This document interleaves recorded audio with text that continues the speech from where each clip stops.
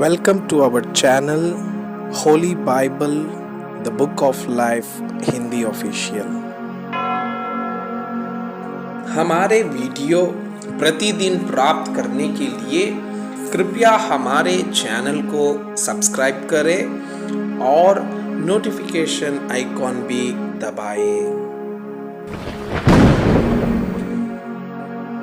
आज का पवित्र बाइबल पाठ लेवीय व्यवस्था की पुस्तक अध्याय 5 पाप बलि के कारण। यदि कोई साक्षी होकर ऐसा पाप करे कि शपथ खिलाकर पूछने पर भी कि क्या तूने यह सुना अथवा जानता है, और वो बात प्रकट न करे, तो उसको अपने अधर्म का भार उठाना पड़ेगा। अथवा यदि कोई किसी अशुद्ध वस्तु को अज्ञानता से छू ले, तो चाहे वो अशुद्ध बंधेले पशु की, चाहे अशुद्ध घरेलू पशु की, चाहे अशुद्ध रेंगने वाले जीव जंतु की लोथ हो, तो वो अशुद्ध होकर दोषी ठहरेगा। अथवा यदि कोई मनुष्य किसी अशुद्ध वस्तु को अज्ञानता से छू ले, चाहे वो अशुद्ध वस्तु किसी भी प्रकार की क्यों न हो, जिससे लोग अशुद्ध हो जाते हैं, तो जब वो उस बात को जान लेगा तब वो दोषी ठहरेगा। अथवा यदि कोई बुरा या भला करने को बिना सोचे समझे शपथ खाए, चाहे किसी प्रकार की बात वो बिना सोचे विचारे शपथ खाकर कहे, तो ऐसी बात में वो दोषी उस समय ठहरेगा जब उसे मालूम हो जाएगा। और जब वो इन बातों में से किसी भी बात में दोषी हो, तब जिस विषय में उसने पाप किया हो वो उसको मान ले, और वो यहोवा के सामने अपना दोष बलि ले आए। अर्थात उस पाप के कारण वह एक भेड़ या बकरी पाप बलि करने के लिए ले आए। तब याजक उस पाप के विषय उसके लिए प्रायश्चित करे। पर यदि उसे भेड़ या बकरी देने की सामर्थ ना हो, तो अपने पाप के कारण 2 पंडूक या कबूतरी के 2 बच्चे दोष बलि चढ़ाने के लिए यहोवा के पास ले आए। उनमें से एक तो पाप बलि के लिए और दूसरा होम बलि के लिए।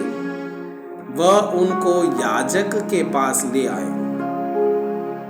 और याजक पाप बलि वाले को पहले चढ़ाए और उसका सिर गले से मरोड़ डाले, पर अलग ना करे, और वह पाप बलि पशु के लहू में से कुछ वेदी के बाजू पर छिड़के, और जो लहू शेष रहे वो वेदी के पाए पर गिराया जाए।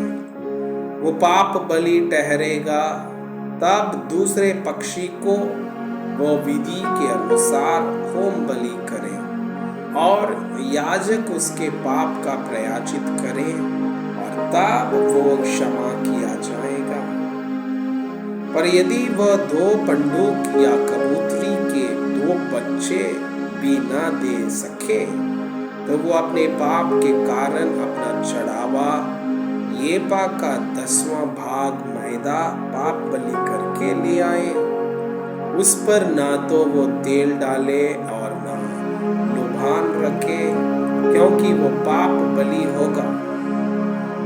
वो उसको याजक के पास ले जाए, और याजक उसमें से अपनी मुट्ठी भर स्मरण दिलाने वाला भाग जानकर वेदी पर यहोवा के हवनों के ऊपर जलाए।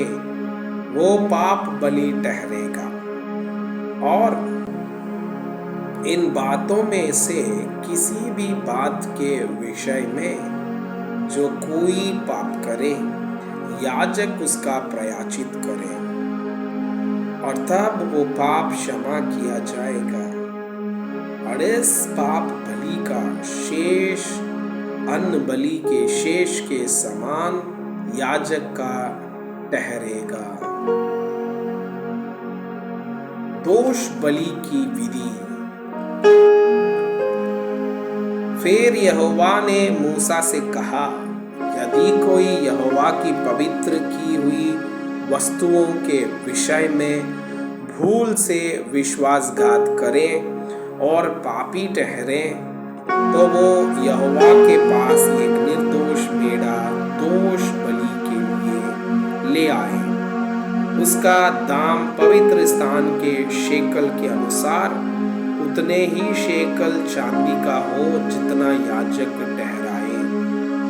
और जिस पवित्र वस्तु के विषय उसने पाप किया हो, उसमें वो 5वां भाग और बढ़ाकर याजक को दे, और याजक दोष बलि का मेढ़ा चढ़ाकर उसके लिए प्रायश्चित करे, तब उसका पाप क्षमा किया जाएगा।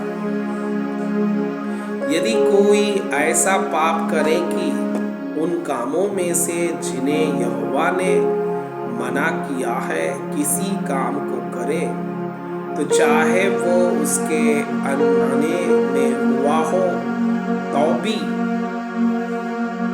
वो दोषी ठहरेगा और उसको अपने अधर्म का भार उठाना पड़ेगा। इसलिए वो एक निर्दोष मेढ़ा दोष बलि करके याजक के पास ले आए।